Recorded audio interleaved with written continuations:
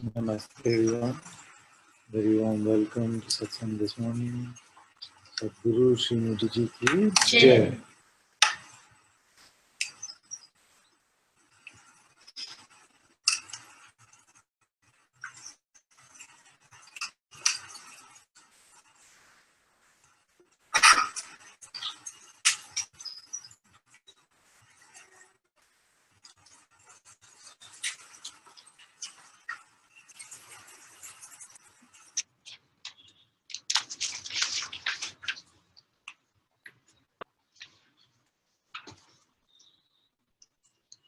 So we continue to look at the Ashtavakra Gita.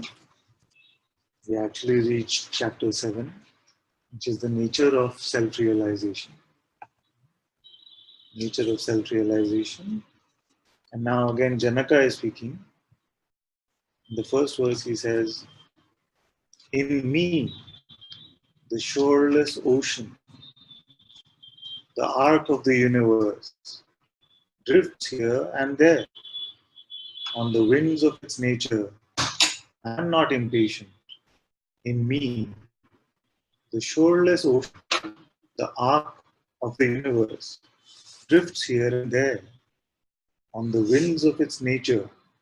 I am not impatient." What does it mean? The arc of the universe drifts here and there on the winds of its nature. So what's the nature of this universe?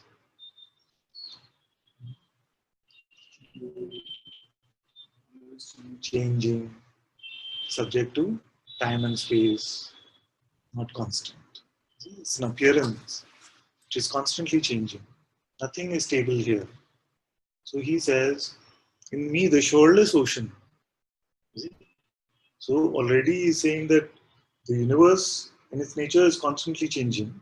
Therefore, not only am I the shoreless ocean, which means the unlimited, but also I am the unchanging. You see? So again, the clues, you see. Again and again, the same clues are given to us by Ashtavakra. Can we find the witness of this universe? You see? Can these become our words? Often what happens is that when we read a scripture like Ashtavakra, it can seem like it is too far out because the words seem so big, you see. How do I, who have considered myself to be a limited entity with birth and death and family and relationships and work and all of this, how can I relate to these words? In me, the shoreless ocean, the arc of the universe, in its nature, keeps changing. Can this be true about I? About you? Can these become your words? So although it is so simple, in phenomenal terms, this task is huge. For the mind, this task is huge. It can seem impossible. The mind can come with strong resistance, especially if you're new to satsang. Then the mind can come and say, but this is too abstract. This is too difficult. I'm new to this. You can say like that. But this is your truth. If Ashtavakra is a sage who deserves our reverence, then the words he must be speaking must be pointing to the direct truth of the self. And the self is you. See? So it is this discovery, this realization that we are coming to, we are looking for. And again in the first 6 chapters, we've looked at the same clues. How to find this self. Because it can seem like we lost it. So we are looking for self-realization, self-recognition. How do I find this self? So what are the clues? Let's quickly go over them again. Can we find that which witnesses all things? Can we find that which is the witness of all things? And what is the nature of that? Does it have an attribute? Does it have a shape? Does it have a size? Now what will happen is some answers will come from the mind. Some visuals might come from the mind. But find out who witnesses even that. What is that witness? Ashtavakra has said, I am the one solitary witness to all there is, of all there is. You see? Now, if this is true, it must be true now.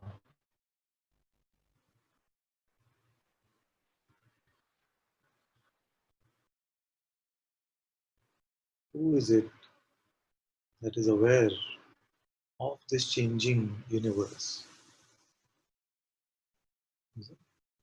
And careful not to make the distinction between the universe and the body. The body is also an appearance contained within this universe. So include that as well. Include your thoughts, include your imagination, memories, include your emotion, sensation, pain, pleasure. What witnesses on this?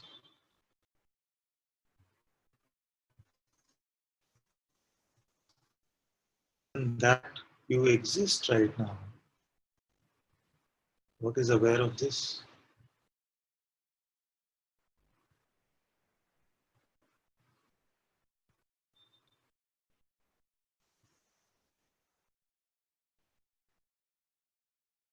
Include everything in the appearance.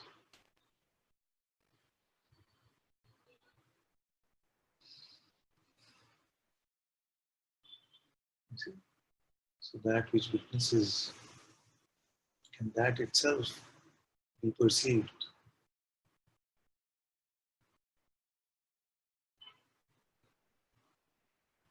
So this is the first clue. Second clue is that this discovery must be of that which is unchanging. Because something here is tired of the changing. You see? Everything is constantly changing, and we are looking for a sense of stability. We are looking for that which remains unchanged.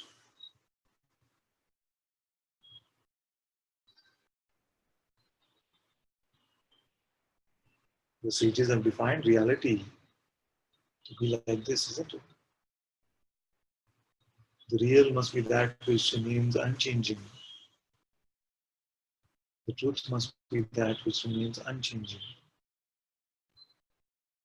So this self must also be beyond change.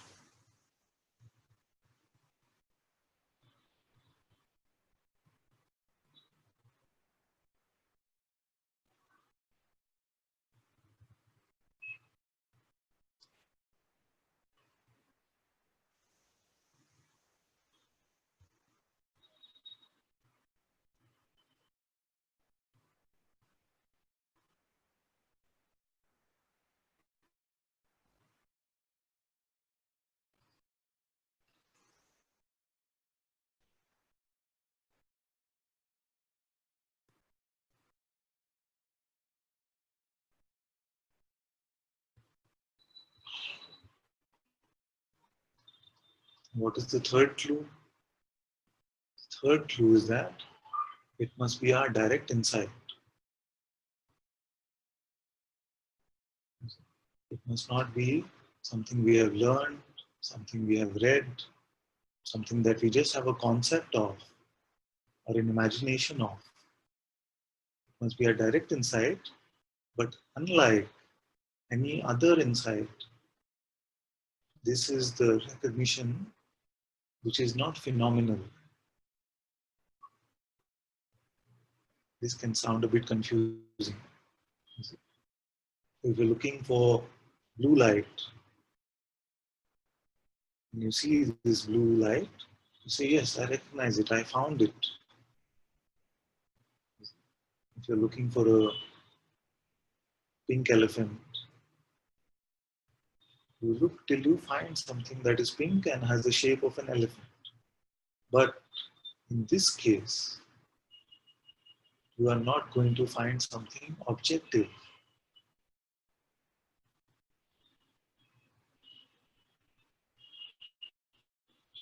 The witness have an attribute? Does the self have a quality? So this recognition will be your only non-phenomenal recognition, beyond even space.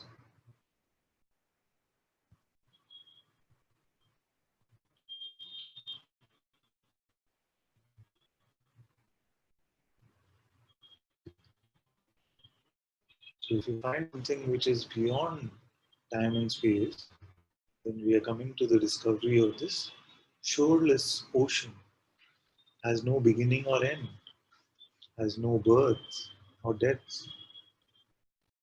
So all of these are the clues to your self-discovery.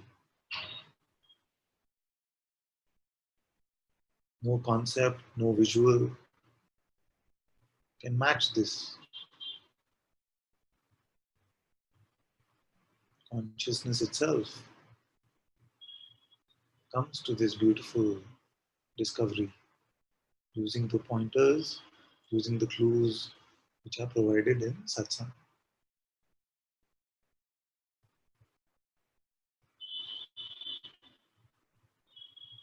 That's why I said this time that as we start the Ashtavakra, we are not just going to interpret the words, not just make the words more accessible, but also experience the taste of what the sage is talking about.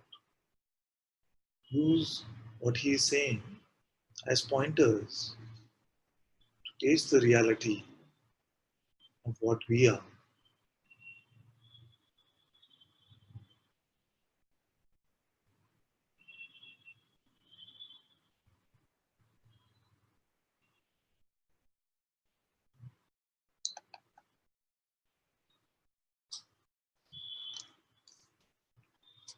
In me, the shoreless ocean, let the waves of the universe rise and fall as they will.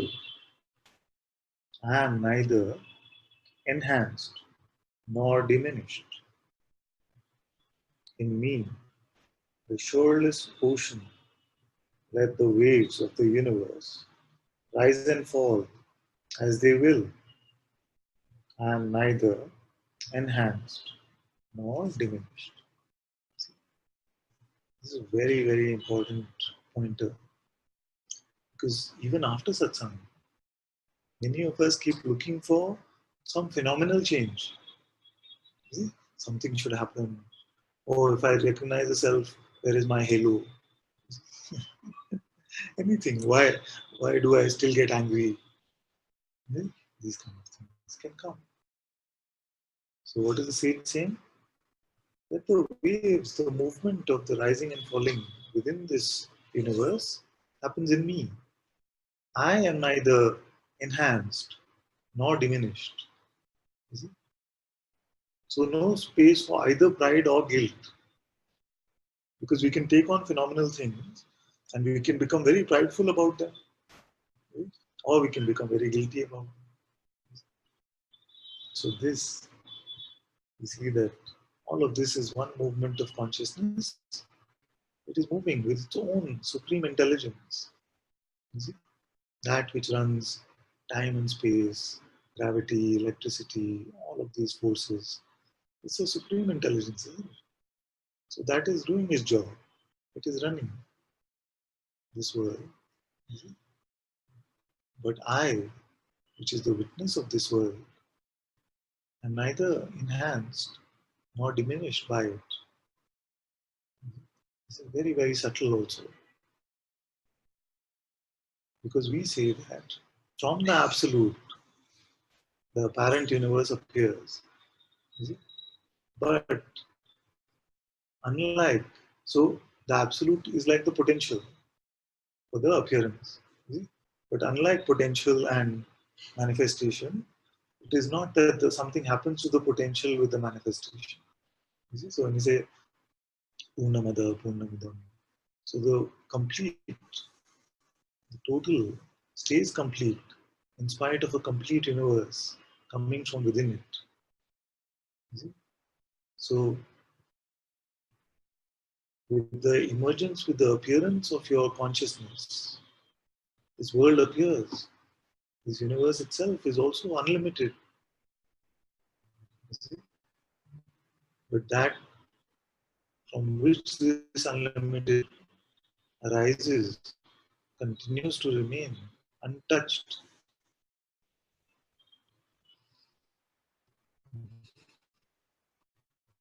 This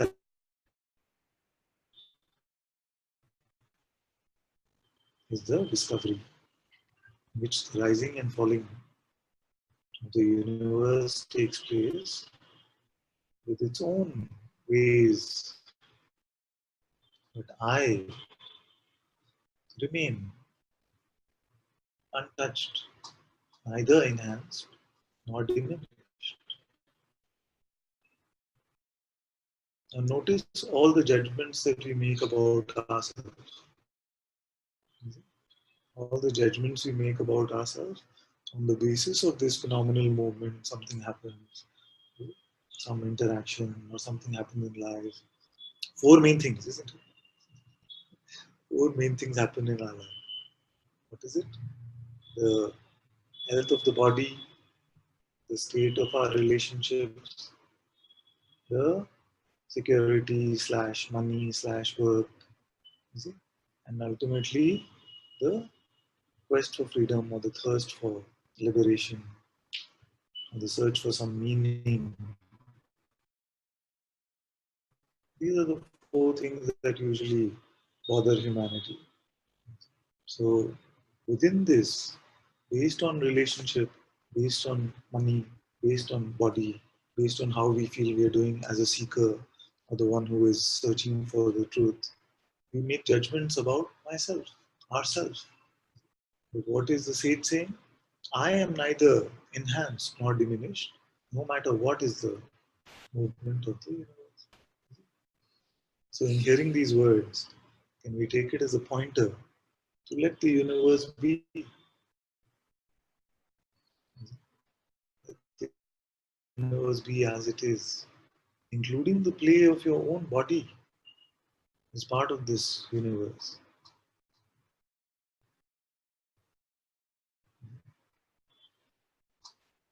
The movie is running on its own.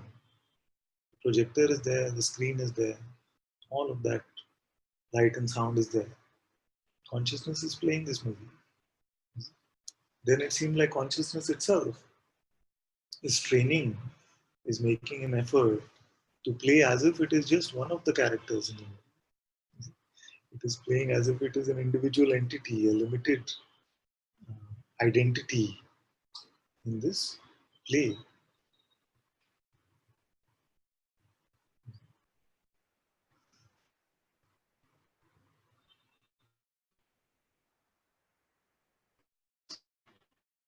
Go from being a far out concept into our own living discovery. All it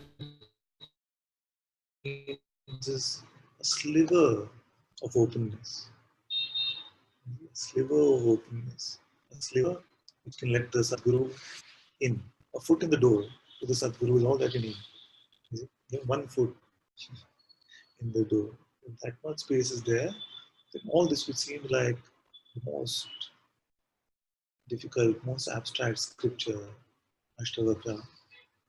But funnily enough, few Swamijis that I've spoken to in life, and we talk about this, and they say, Ashtavakra, oh, but not many will get it because it can seem like it is the most difficult. Who can relate to these words?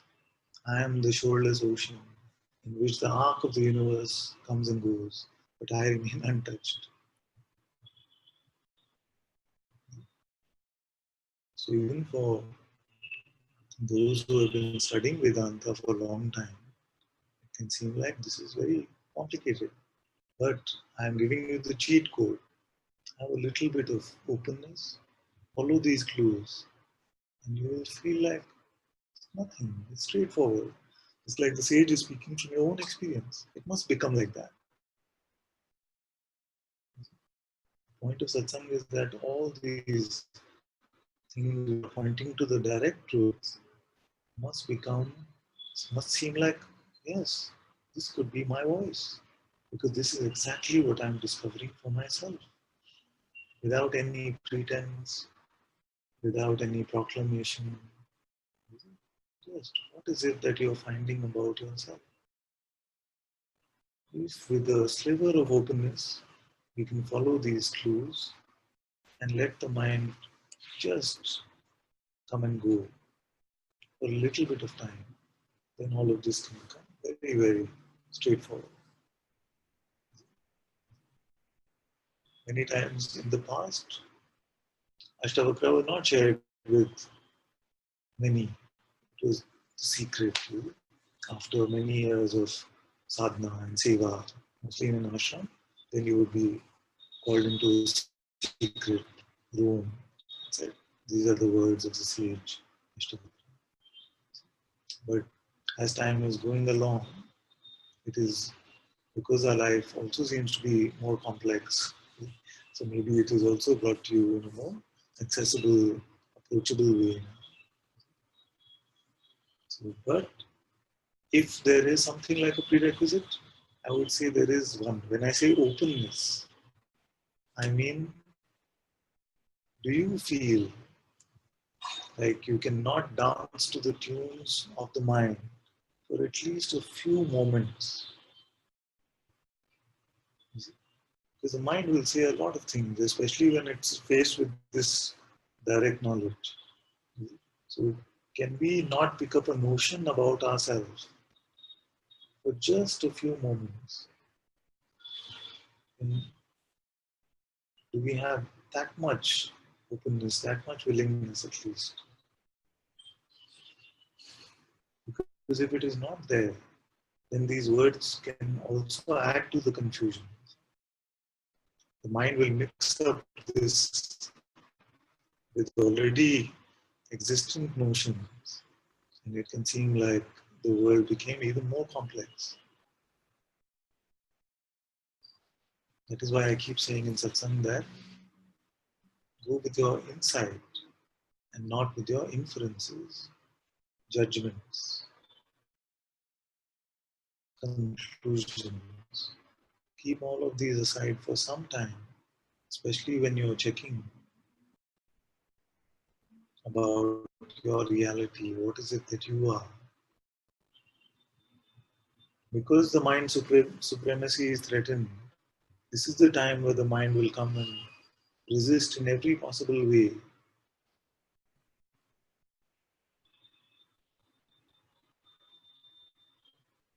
Through the grace of the Master, do we have that much openness that we can allow this mind to come and go for a few moments without picking up the notion of an individual, a limited me?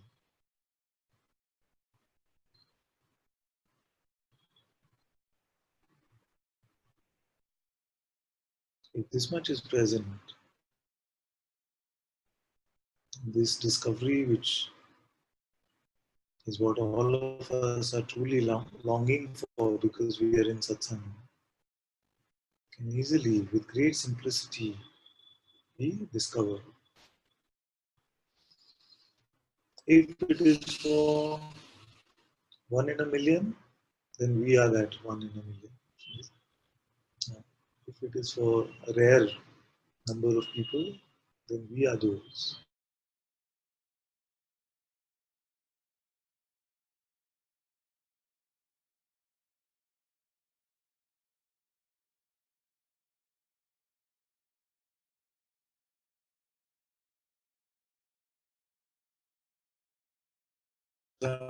So say, be the cow that jumped over the moon.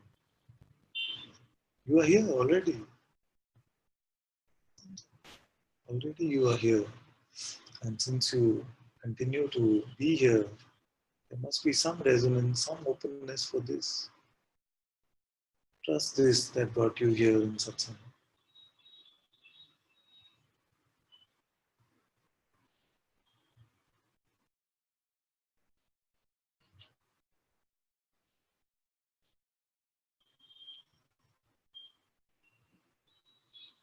Soon your suffering will become a struggle.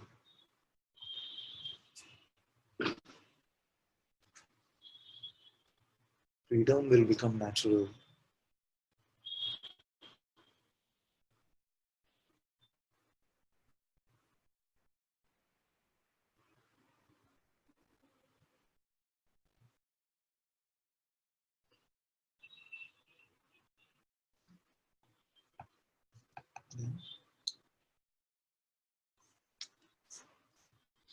In me, the shoreless ocean, the universe is imagined. I am still and formless. In this alone, I abide. In me, the shoreless ocean, the universe is imagined.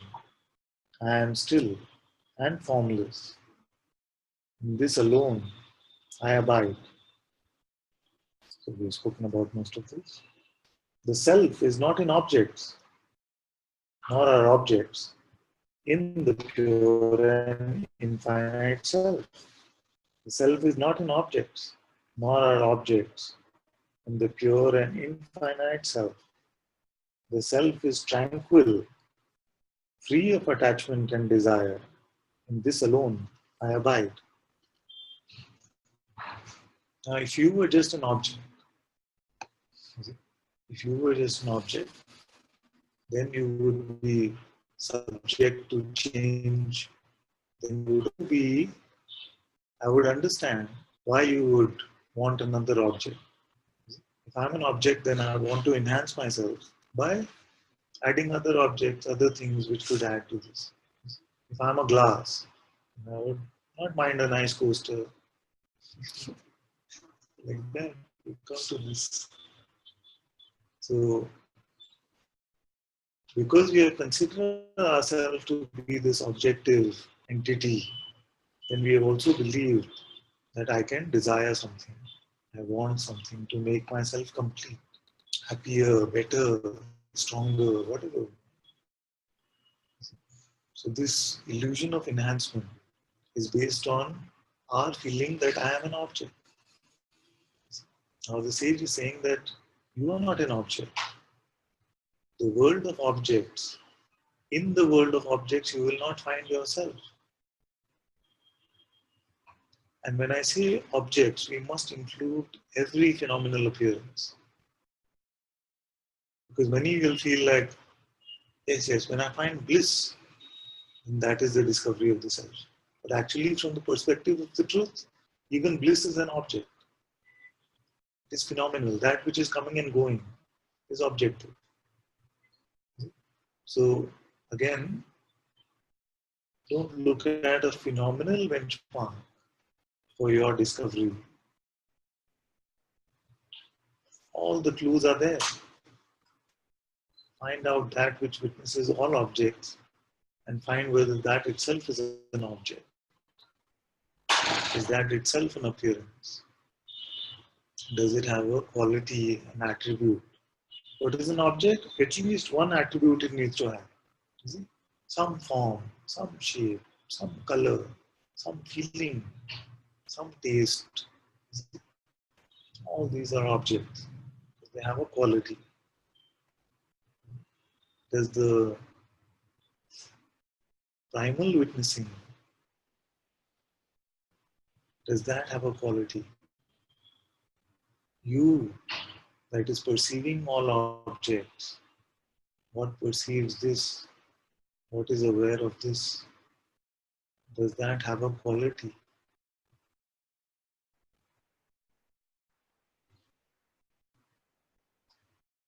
That's why I said that this will be your direct insight. But unlike all other insight, this insight will not be a phenomenal discovery. So when I say that, is there a computer on the table? Is there a computer on the table? Yes. How did you do this process of answering yes? So you perceived an object and saw that yes, this conforms to the shape of computer. Oh yes. Is there a green apple on the table? I will say no. So you did not see an object like that. But are you aware now? Yes. What did you see? This one, you did not see anything in that way. And yet the answer is yes. It's not even coming from conceptual knowledge. It is our direct discovery now. I am aware. So this what Ashtavakra calls the witnessing. The witness is what we usually call awareness or the self. Am I aware now? This awareness is a non-phenomenal discovery.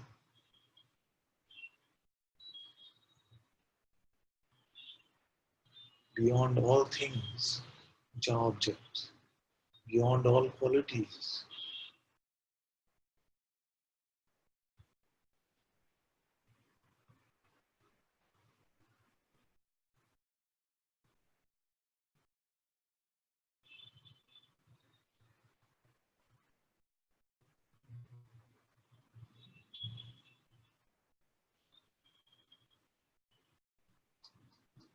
What knows? What is aware of awareness itself? Awareness alone.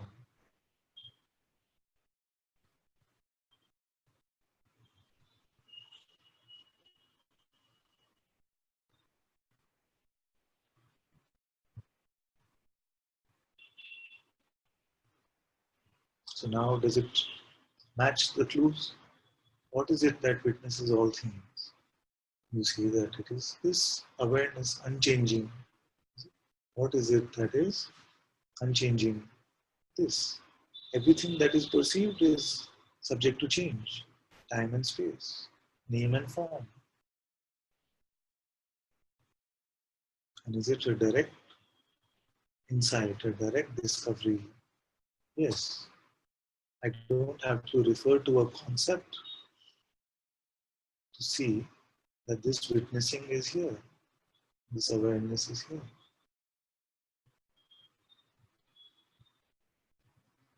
But unlike the green apple and the computer, do I perceive something as a phenomenal object?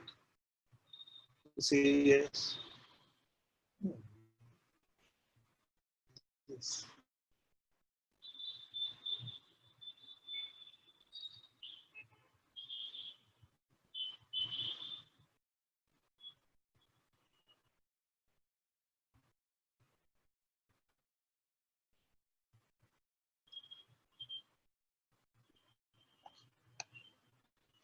So we said the self is not in objects, nor are objects in the pure and infinite self. What does this mean? It means that in this, the absolute awareness, it is beyond any objective universe. And yet within itself actually arises this sense, I am, I exist, consciousness. I, which is the self, then gives birth to I am, which is consciousness. And then when you are conscious, you exist, then this play of the world starts, it plays. All the objects, they appear and they disappear.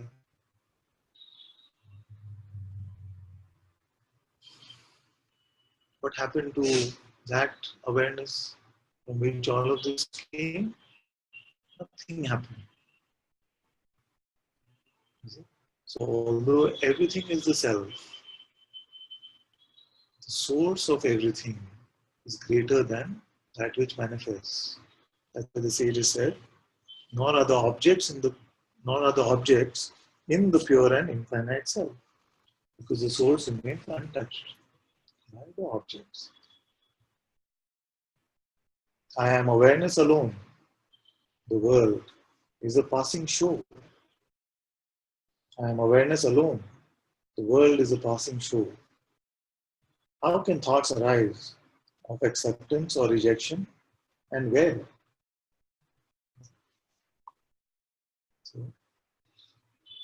Here, we don't take so much of an issue with the arising of thoughts. It is the identification with them which is the source of suffering. So, everything which is the pose from the mind, the pose of this thought, is a form of resistance. It is to give ourselves a limited position. The only job of the mind is to convince, and designed by consciousness in this way, is to convince consciousness itself that it is a limited entity. This is the marvel of this world. Consciousness itself wanted to taste this world as if it itself is a limited entity.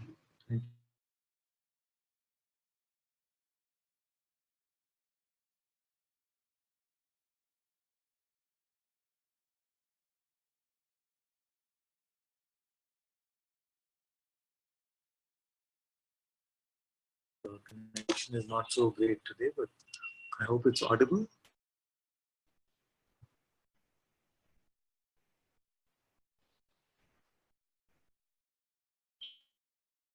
Yes. So consciousness itself, in its play, has given itself this, created for itself this energy called the mind thoughts, and given it to itself the power to believe, to pretend as if it is something limited. And it believes some really far out things. We might feel like it's very normal to believe that I am a person. But actually, if you look at it, you notice that even scientifically it is impossible.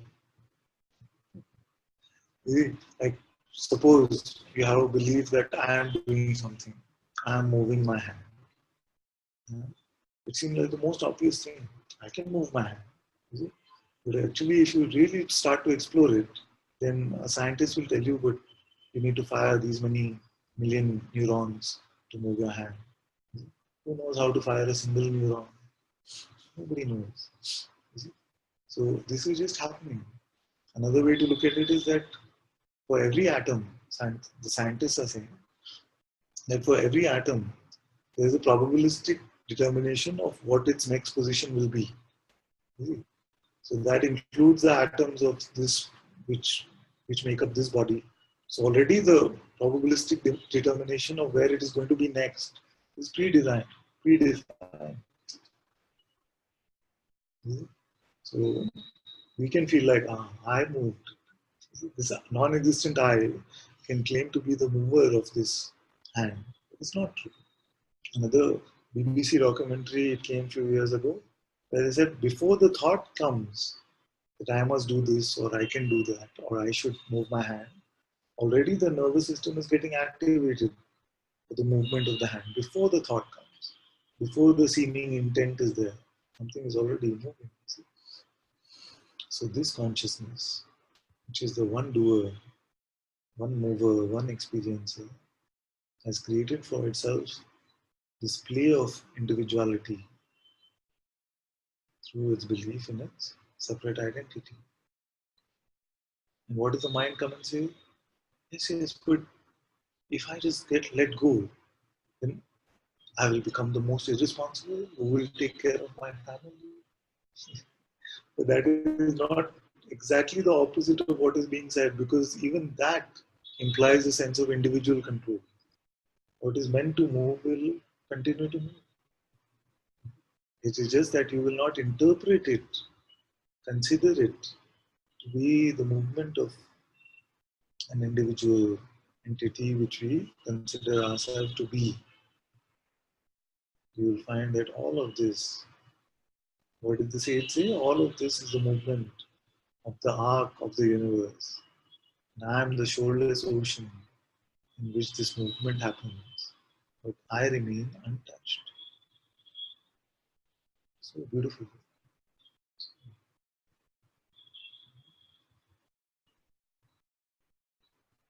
This is going to be or is already your own discovery.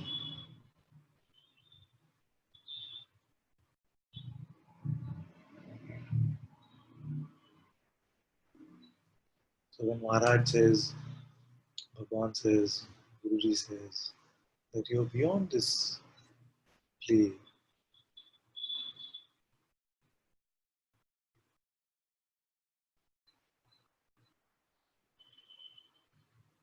their constant invitation, their constant prodding is for us to transcend this. Transcend what? The idea that there is an ego here. Transcend our ego. Ego means what? The sense that there must be a separate entity here. But actually no separation has ever happened. No separation has ever happened in reality. It is just a pretense, a facade.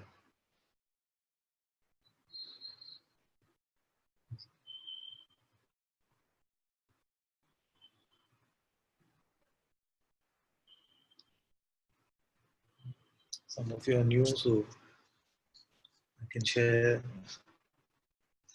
one of my favorite metaphors or examples that we use in Satsang to make the human condition a little more clear.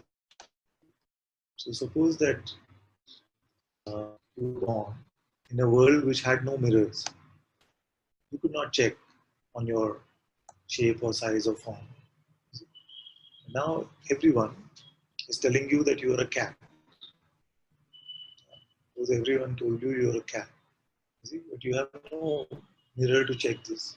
Not only everyone, but also you have a voice. It constantly is confirming that you are a cat. And what is it saying? To be happy, you need the next bowl of milk.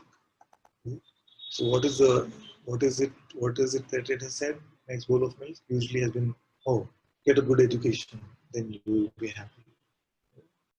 Have a healthy body, then you will be happy. Find a good life partner, then you will be happy. Make enough money, then you will be happy. But has the cat been satisfied with any of this? Keeps moving from bowl to bowl to bowl, back and forth in various ways, trying to find this eternal bowl of milk. Then somebody comes and says, enlightenment, freedom will be your final bowl of milk. Never ending nectar, amrit, not bowl of milk, bowl of amrit, because it is enlightenment. So the cat says, yes, this is what I want. I have seen that none of these give me happiness, which is stable, which is unchanging. So I will go for freedom. I have been told that in this world, the only way to always be happy is to find this bowl of milk called enlightenment. Then we start looking for that master or teacher who can show us the way to enlightenment. You meet such a master if you're lucky when God creates you. Meet such a master who can say, you come for the bowl of milk, but I have no bowl of milk. I don't have a bowl of milk, but what do I have? What I do have is a mirror in which you will see yourself and you will not find a cat that has been chasing all of these things. You will find yourself to be that which is beyond any cat and beyond any bowl of milk. So then the mirror is shown. Mirror is shown. But the cat conditioning can seem to be so strong that even though we see for ourselves in a credible mirror, actually it is our own insight. When we do the inquiry, we are checking who we are, who am I? Bhagwan's constant pointing, isn't it? Who am I? Nobody finds a cat. Nobody has come and said, I looked within and I actually found a person sitting there. Nobody has said. So nobody has found this person.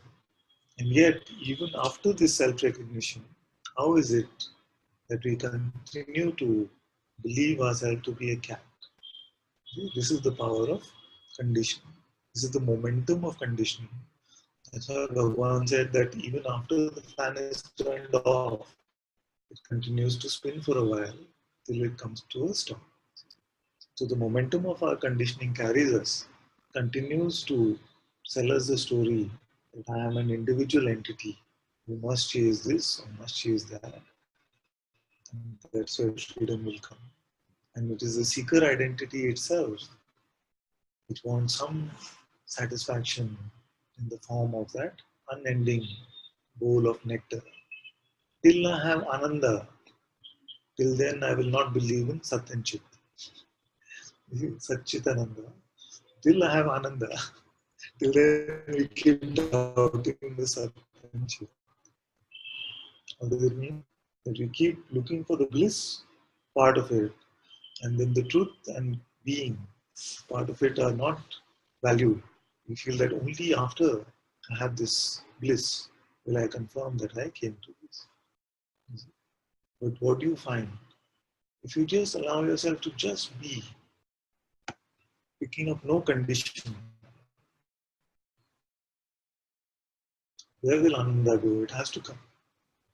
If you come to the truth, if you make the discovery that you are the self, the unchanging, the witness of all, you see, the direct discovery of the non-phenomenal, non-objective truth of what you are, where will bliss go? Where will love go? Where will peace go?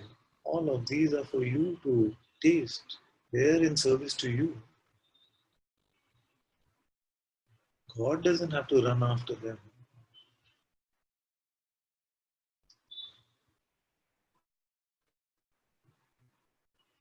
But till we consider ourselves to be something limited, something other than the self, till then all these will seem like they're elusive qualities, elusive things that we are tasting, and they come and go. Because what is it about this universe? Everything comes and goes. So if you're finding something which is objective, which is in this universe, that also will come and go.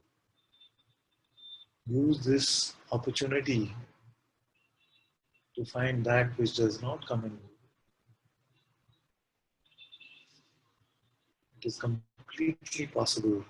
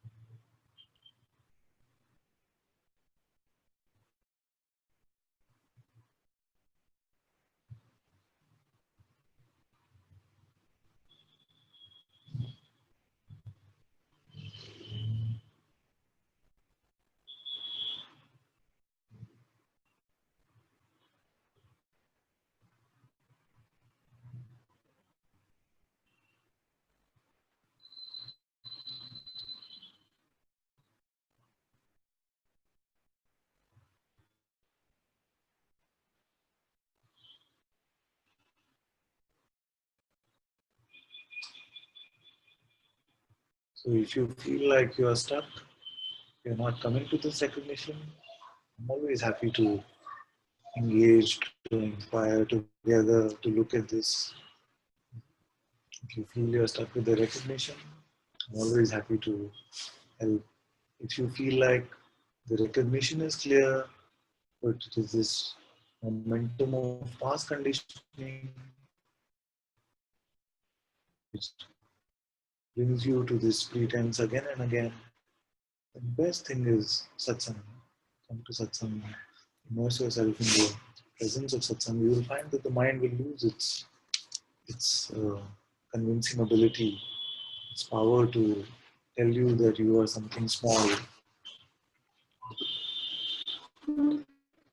If there are some thoughts which you find the stickiest, inquiry,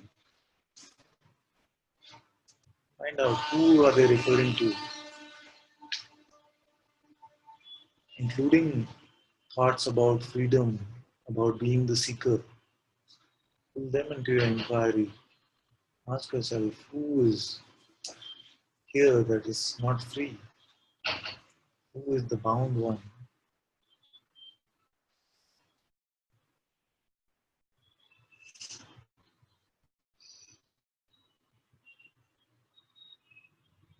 These thoughts will become laughable. Said that, and I got reminded that some in the Sangha are sending me reports that they're just laughing. These thoughts are coming and they're just laughing. They're finding all of this play so humorous, so funny. Not in a derisive sort of way. But sometimes we look at these thoughts which had so much power in the past and we find that they are laughable now. All of us have that. They're like for a child, suppose you were 7 years old, you might have had a thought of some desire that you wanted a car or some Lego set or something. And it can feel like that is the most important thing in our life. Our life depends on having a skateboard or something like that. It can feel like that, isn't it? Then when you outgrow them, you find those thoughts laughable. How I thought that owning a skateboard was the most important thing in my life. Really? So just like that, as you're coming to the recognition of what you truly are, then these measly thoughts about some worldly objective thing will seem like laughable. How I ever believed that having an object could bring eternal happiness to me. You become laughable in that way. Why? Because you outgrow them. You see yourself to be beyond that. You've outgrown the 7-year-old child who had different form of desires. In the same way, you will outgrow the ego, which has claimed to tell you what you need for happiness. And yet, in all our chasing, we have not found this stable, unchanging happiness. So we will outgrow it and see that it is not in these things that I will find it. I will find it in myself.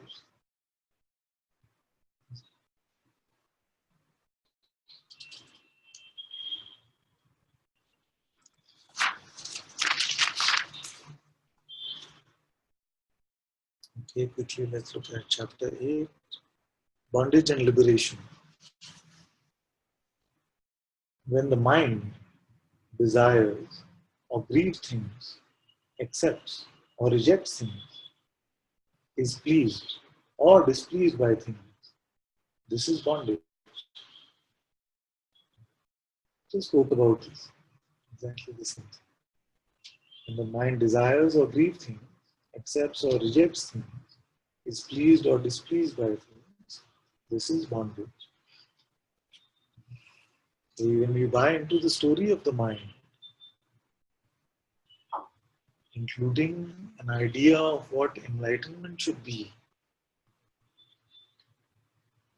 then we create a limited standpoint, a limited perspective about ourselves.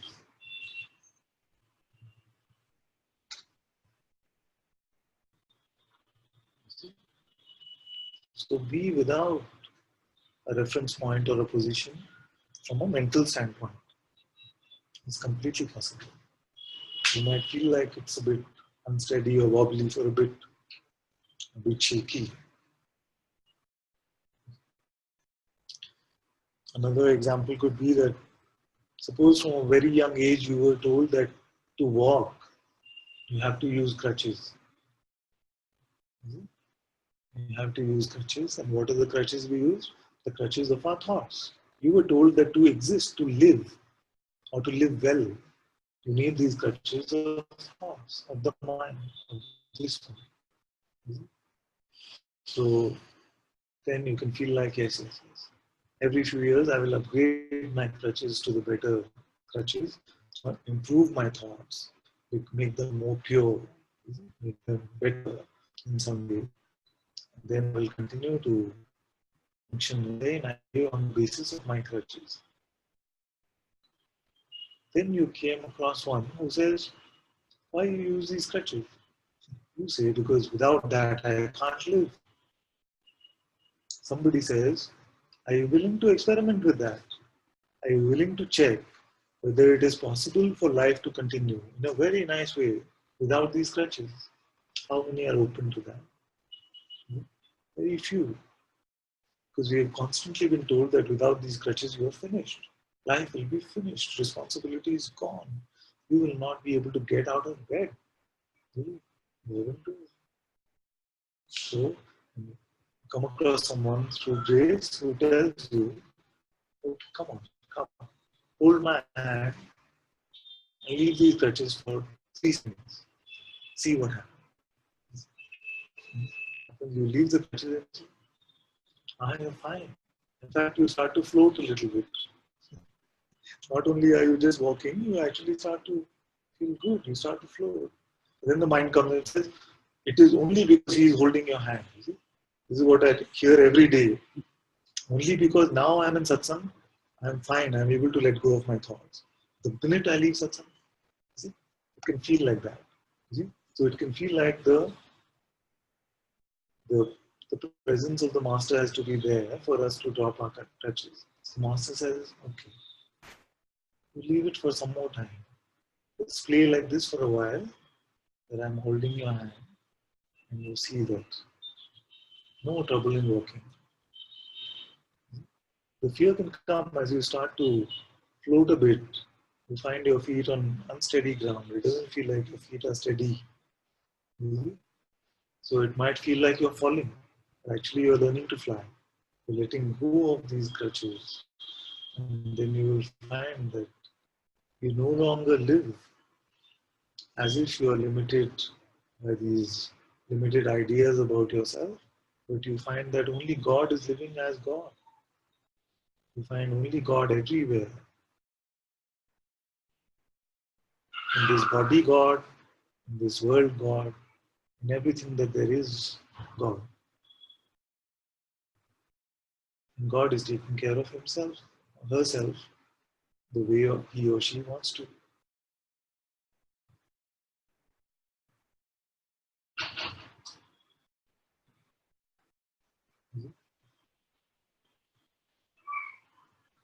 So can we leave the crutches of our thoughts? And are we willing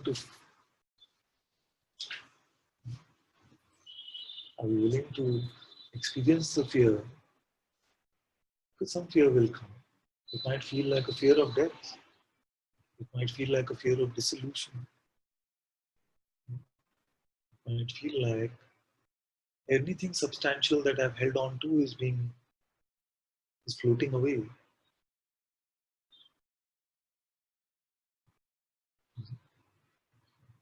I'm telling you that it is worth it. It's completely worth it. No crutch is worth your time anymore. You had to play that way, it is fine. You play it that way. But now I want to tell all of you, let go.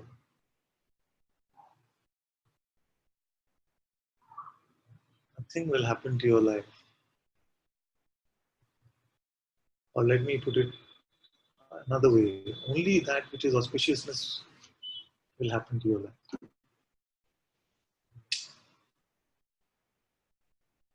Nobody, Guruji says, nobody has come to the discovery of the self and has said, no, I don't want this, give me the ego back. Nobody has said, okay, I don't want this self-realization, please, I would rather have $1 million instead or something. Nobody has said this.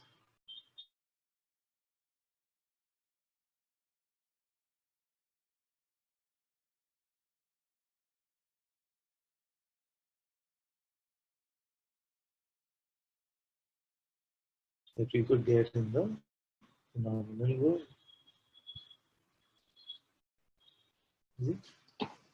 Otherwise, in all the sages over the centuries, at least a few would have said, okay, take this back. Give me my money or give me the best relationships. Nobody has said this. And in our history, in our spirituality, there are many examples where, take the example of Nachiketa, who wants to find the immortal truth, that which is beyond death. Then the Lord of Death himself comes and says, but no, I will give you the best life, I will give you the most money, you will have the best relationships, the best you can think of. But Nachiketa stayed with this question. What is it that is beyond it? Can you show me that? Because whatever else you give me will come and go. Can you give me something which will not come and go? It is only this self. Only this.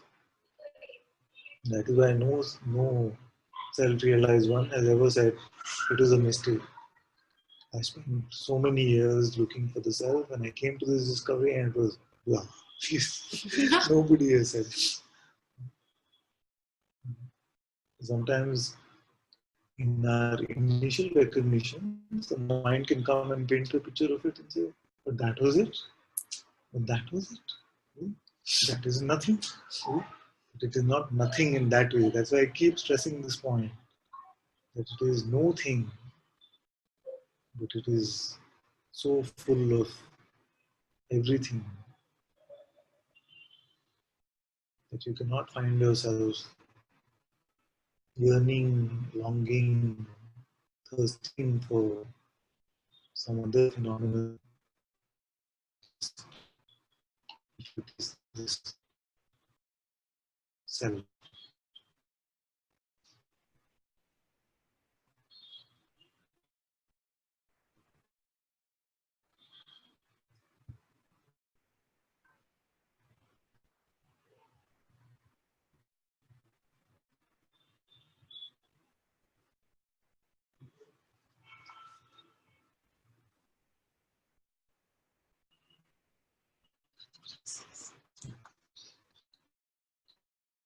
And desire or grief or reject, become pleased or displeased.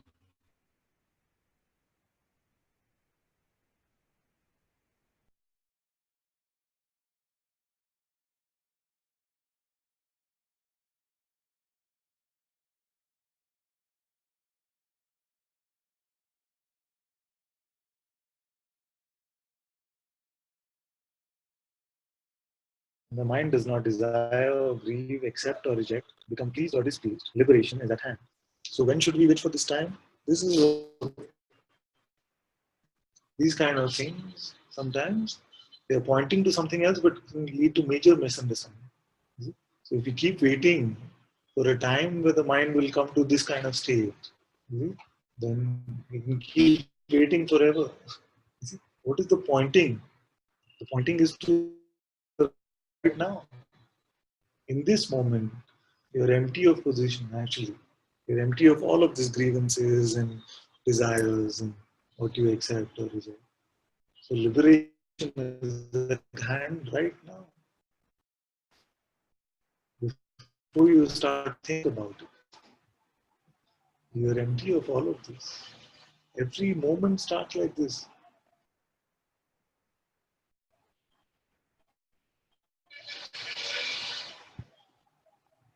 Can you imagine how cool this is?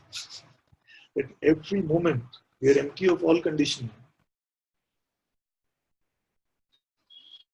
It's like all this burden has been taken away naturally.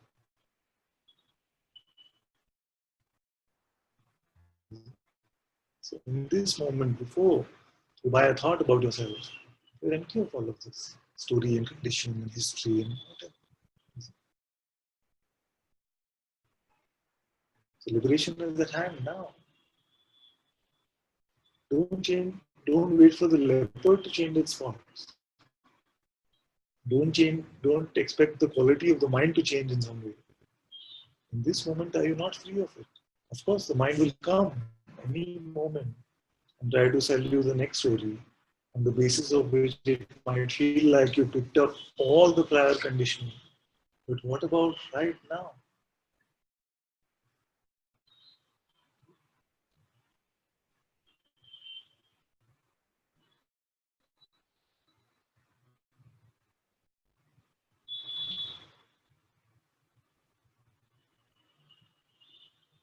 Don't wait for the opposites of the mind to cease.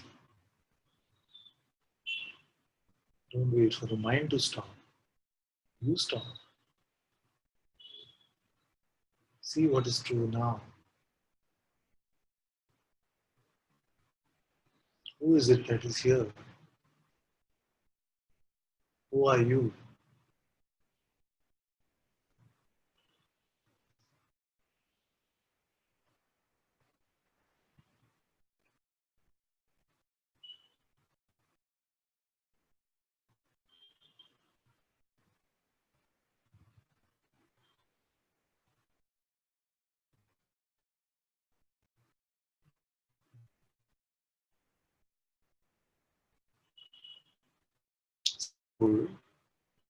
That you will have one moment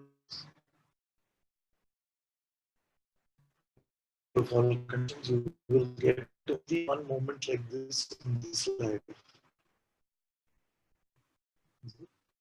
Then you will feel like, oh, I want to use that moment well. I want to come to the recognition of this self. I want to use that moment completely. Now I'm telling you that this is that moment.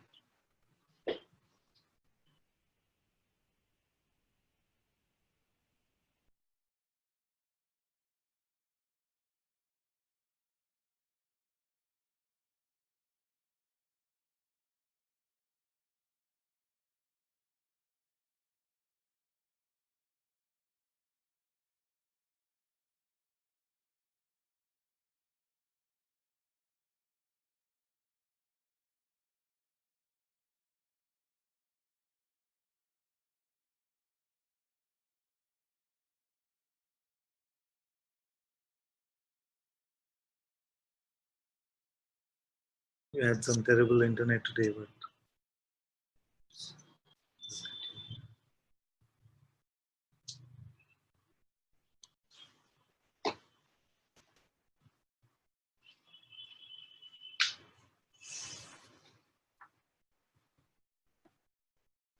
if this was the moment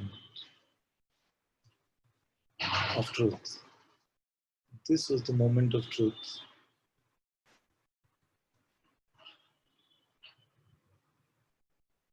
and you had only one choice, and the only choice you had was to either believe what the mind is telling you about yourself or to let it go. Suppose you had this choice. What choice would you make?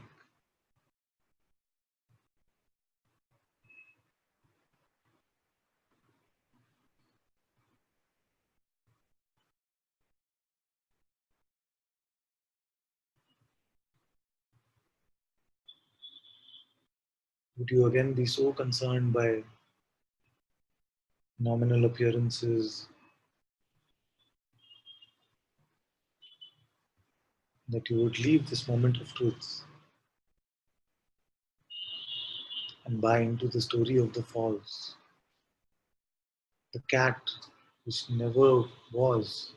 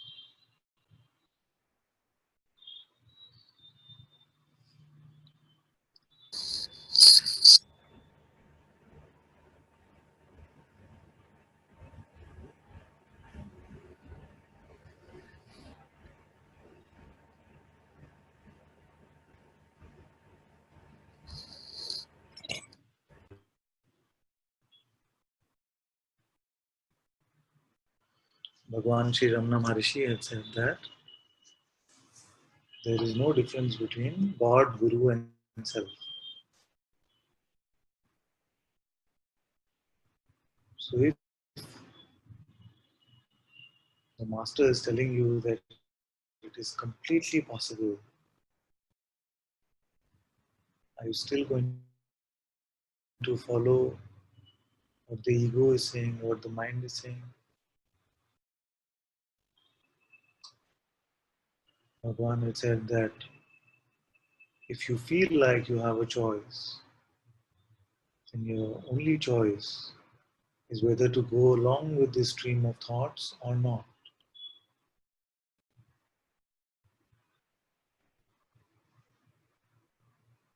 And one day you will recognize that even this choice was only grace.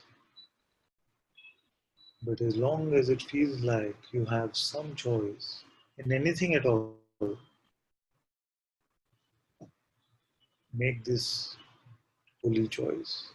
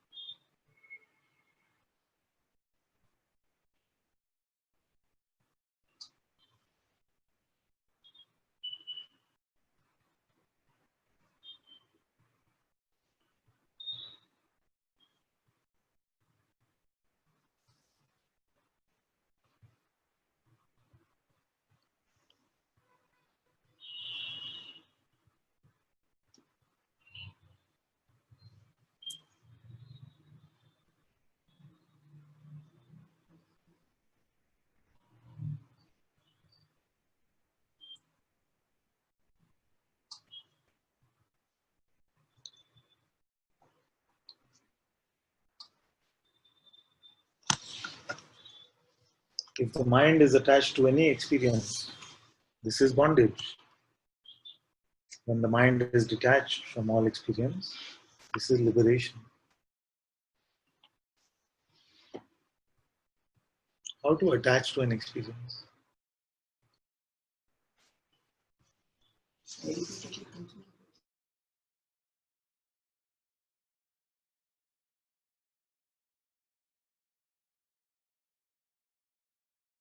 Thinking about it. The thought. So suppose an experience happens. Suppose all the chakras, all the kundalini, some superb light was seen. Then how to attach to it? The thought will come saying what? You want to keep it. So then what happens is that in this I want to keep it. I want this to be the way it is. Me, this is my experience, and I want this experience to always be mine. So in this play of me and mine is attachment. Same thing is there for the opposite, which is aversion, is also the flip side of desire. It is desire with another name. So what is aversion? An experience happens and something says, I don't want this. The opposite, I don't want this. But even that, the me is still there.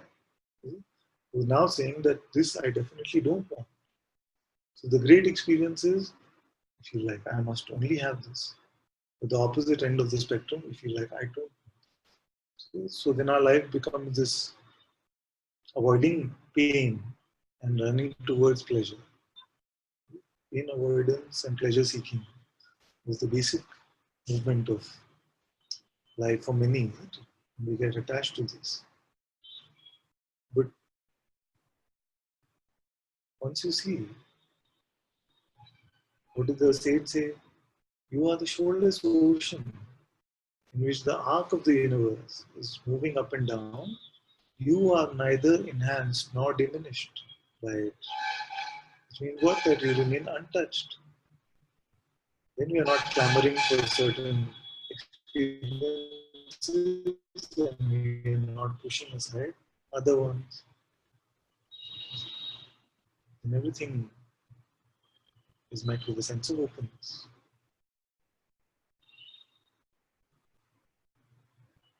Various tools to help us get to this openness. If you have been blessed by some devotion, some sense of surrender, it is the best. If something comes, okay, not my concern, it's my Father's problem. If you feel like we are in a different temperament and we like to understand everything, then say, who is the sufferer? Who is the enjoyer of this experience?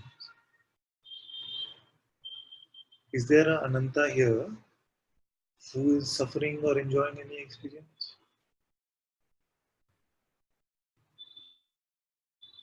And that which is the true doer and experiencer, is it affected in reality by the content of the experience?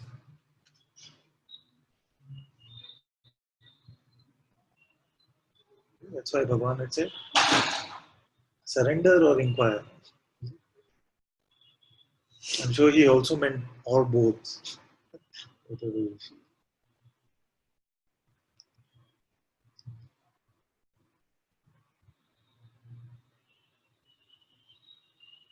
And many years ago, I read this beautiful scripture called the Narad Bhakti Sutras, in which something stuck with me even now. Not much has stuck actually, to be honest. I want to revisit it maybe someday, but this stuck, which it said, treat everything as an offering to the Lord, whatever it might be. Whatever the content of your experience might be in this moment, an offering to the Lord. Surrender. Our best experiences, our worst experiences, desire, as she rightly said, becomes this idea that I must have only this. Aversion becomes the idea that I must not have this. And everything is an offering at the feet of the Lord. Then nothing is any trouble. Nothing is for me. And as nothing is for me, then this idea of me itself starts to dissolve.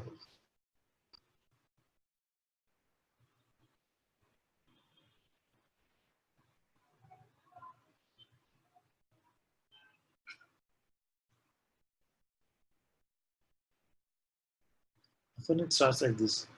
Like the other day, maybe your friend, someone came and she said, actually, not sure if I really get much for what you're saying. Can you give me some simple idea? This is some simple thing.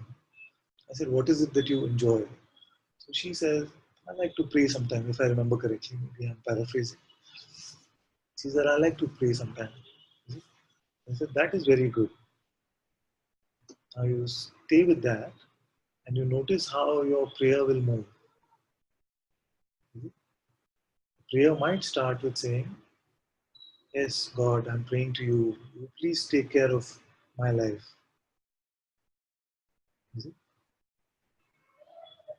And as this prayer continues,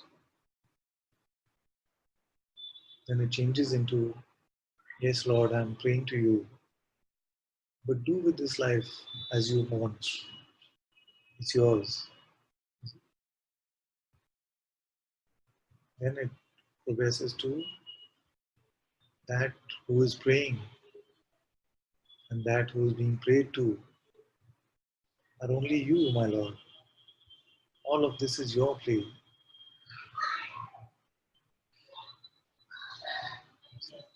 So even in the simple path of prayer, devotion, you can come to this truth. There is only one. There are no two.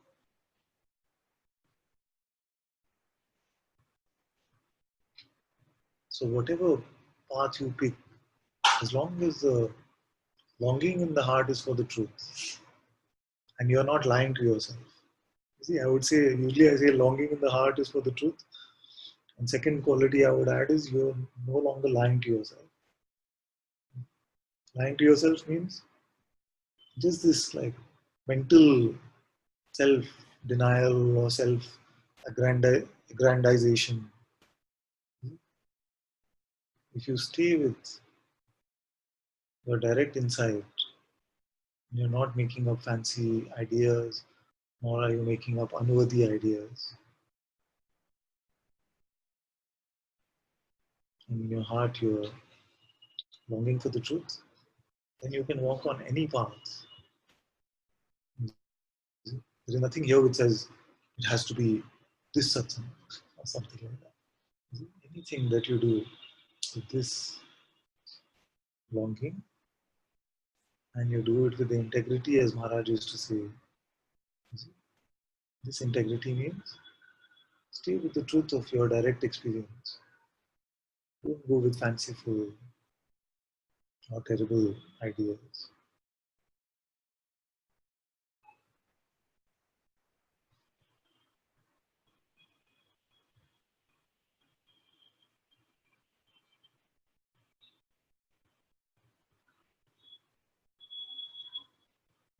If the mind is attached to any experience, this is bondage. When the mind is detached from all experience, this is liberation. What does this mean? Does this mean that it becomes like a lifeless, this world becomes very bland or something? No. Detached means that we keep this mantra, what's in it for me, out of the equation.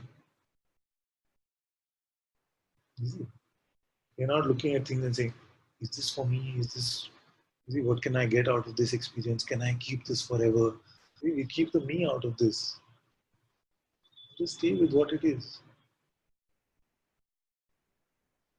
Often I speak about this, that the first time I saw a flower was very late in life. I'd seen many flowers visually, but the first time I saw it, without an interpretation and a judgment, it felt like I'm seeing it for the very first time. When you start to experience the world in this way, you will be surprised at the vibrancy and the beauty and the wonder of it. The Maha Mantra of the ego is what's in it for me.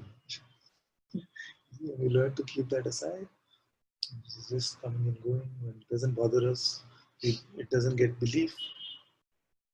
You see that there's so much wonder in every moment.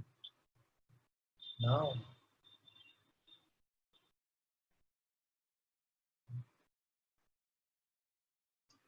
we're sitting here, he doesn't need this interpretation, but just to point to something. We're sitting here talking about freedom on the day of India's independence. There's beings from all over the world, in both this format, also this technology thing, talking about something that some ancient sage, I don't know how many thousand years ago, supposedly this conversation happened between a king and a sage. And we're revisiting that after so many thousands of years, sitting in this auspicious day today. It's so wonderful.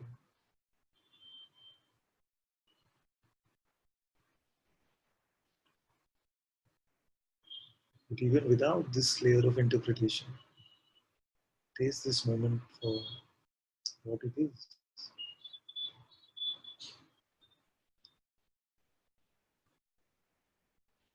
Tell me if you don't see God.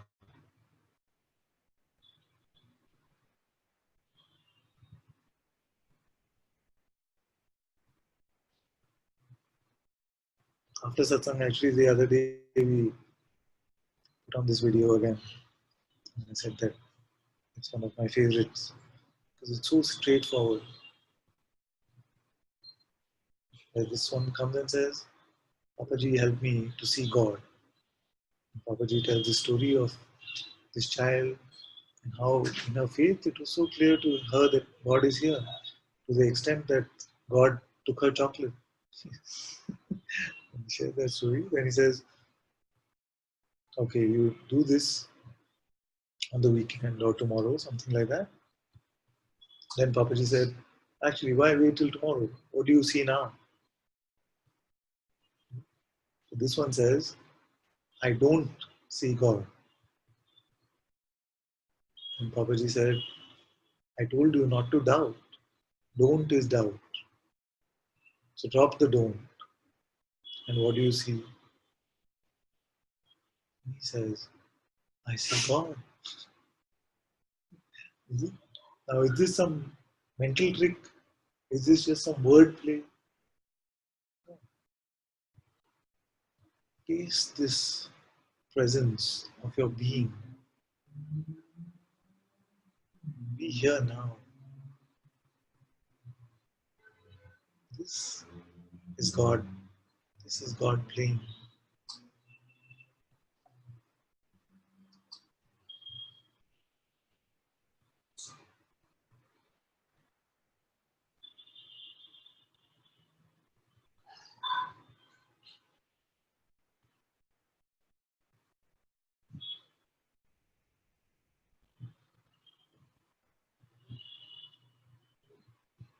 So the world does not become one insipid sort of appearance. Because many times we see like that, that it's an appearance and beyond it. Then it can seem like, oh, it will become very boring or lifeless or something like that. Is it? But it's not that.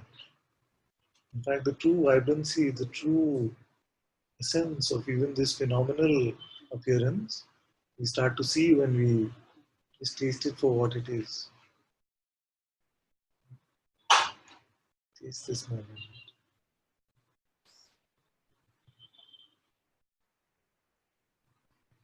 God tasting himself.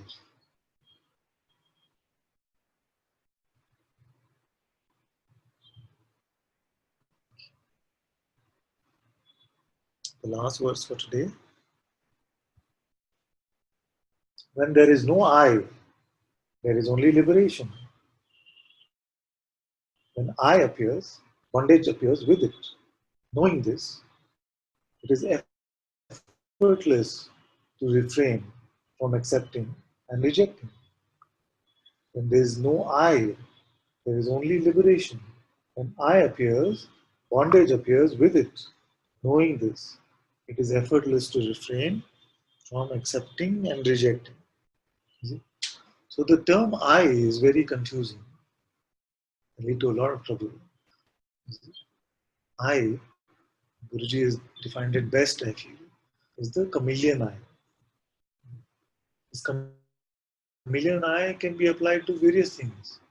We apply it to this body, we apply it to the mind, we even apply it to our attention. Oh, I'm sorry, I was driving, but I was somewhere else actually. But the attention was somewhere else. Attention. We apply it to being. I am that I am. And we also apply it to the absolute, the self, awareness. Self, I. Now, what does the sage mean when I appears? Therefore, it must be that changing I. So, what he means here is this individual sense of individuality, this egoic I. So the I is most often applied to this sense of person, which is a strange combination of, in our minds, is some strange combination of body and mind put together. There is no such entity there, but it feels like a valid entity. This I. This is what the sage is referring to. The sense of a separate existence. This I. Whereas when this I appears, then the bondage seems to appear. The appearance of bondage is just an appearance. Just like the appearance of this I is just an appearance. Now, how is it that we can buy this idea of individuality?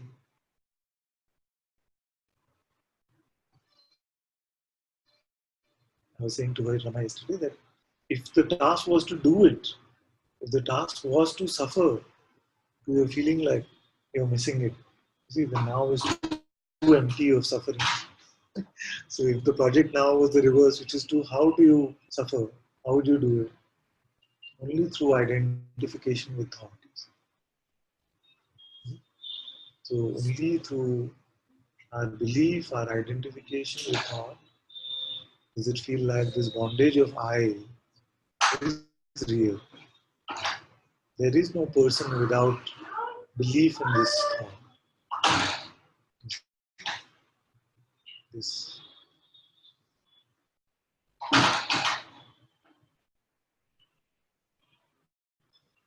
So in this way then, when we buy into the idea of our individuality, then bondage is not bound to feel real.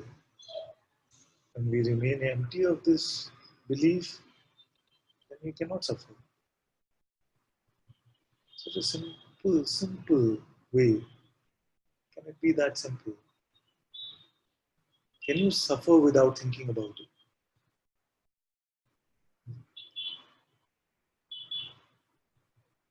And I'm not even saying you have to withdraw your attention from thoughts. If attention feels like it is going to thought, it is fine.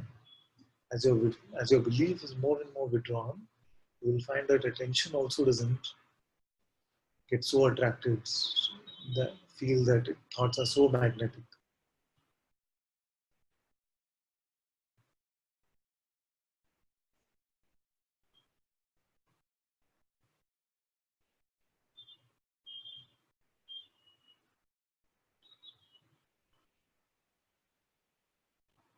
Some of you, especially those who are new to satsang, might feel like there's a but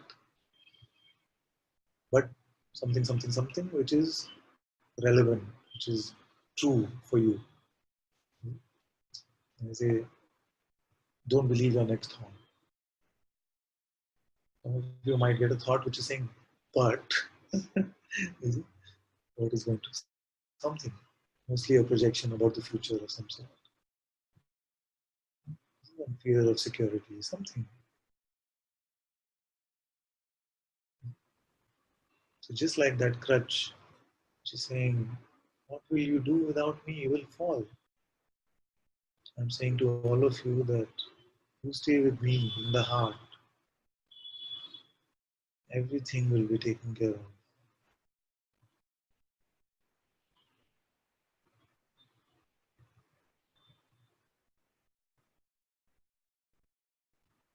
You're moving away from experiencing this world as an ego. Moving away from the sense of experiencing this world as an ego to coming to this simplicity of being, effortless existence.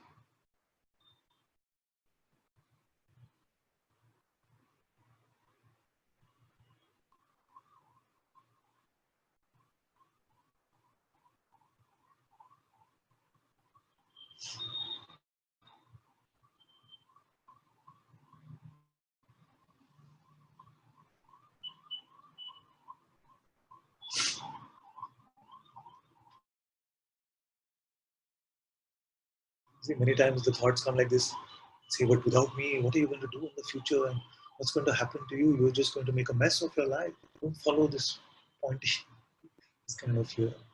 As if it's done such a smashing bang up job of it so far.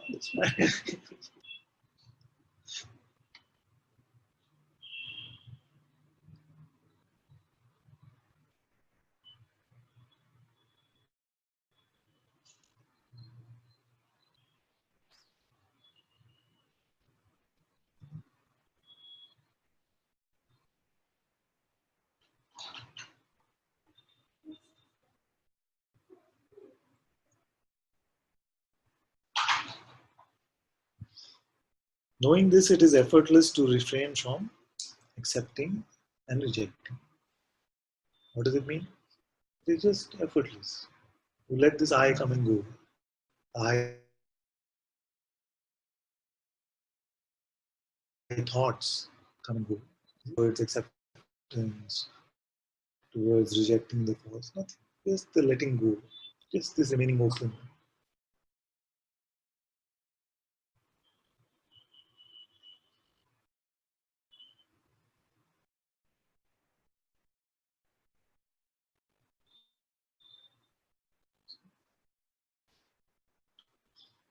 So this was chapter 8, where we discussed the contrast, the seeming contrast between bondage and liberation. Next time, maybe tomorrow, we will start with chapter 9, which is detachment.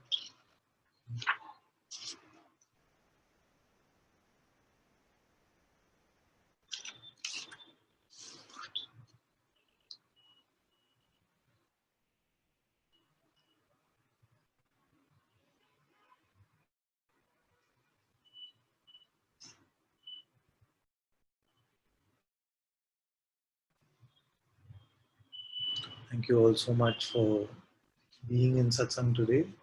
Sadhguru Shri Moji Ji ki Jai. Jai.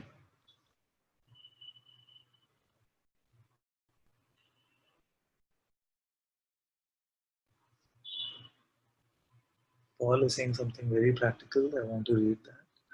He said, "Hi Ananta, thank you so much for today. Just wanted to let you know there might be a fairly simple solution to the internet connectivity issues using a service called Speedify.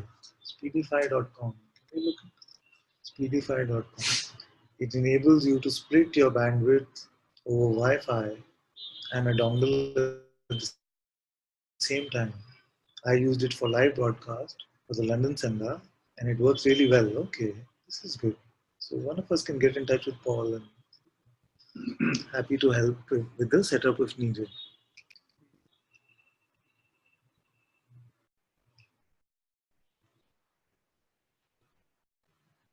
Okay, let's do some Ram chanting today. All of you welcome to join, or if you feel like it's been long or you're just not feeling like joining, that's completely fine as well. But you're very welcome to stay.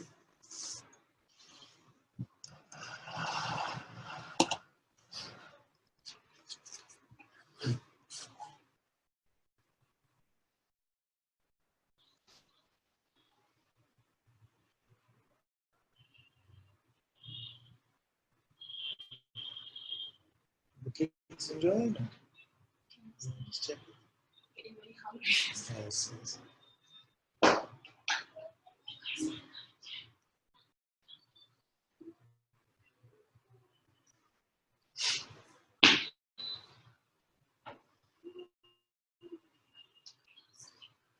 Come, we'll have fun.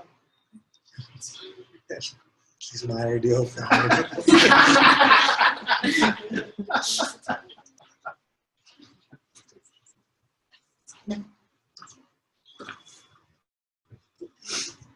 The first time we had 4 kids in such a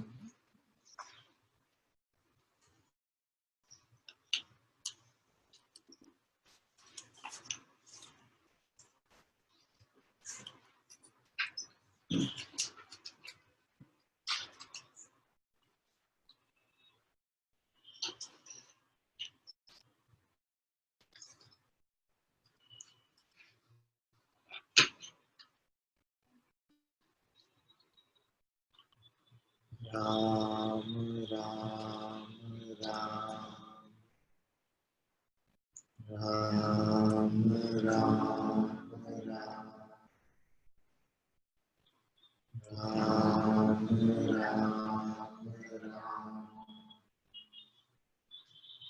Ram, Ram,